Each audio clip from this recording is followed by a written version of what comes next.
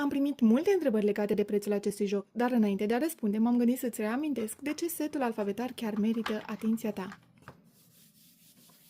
El conține 274 de piese magnetice din spumă, litere mari și mici, cifre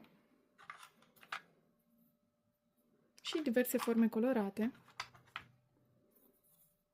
dar și o tablă magnetică pe care copiii pot scrie cu ajutorul markerelor incluse.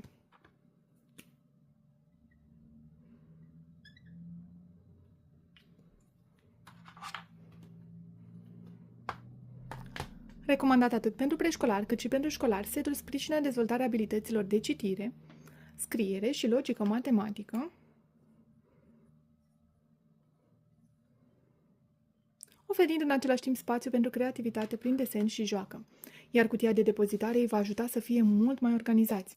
Așadar, dacă te convingi că acest set este ceea ce ai nevoie, intră pe site-ul nostru www.juniors.ro, unde găsești toate informațiile actualizate despre preț și modalitatea de comandă.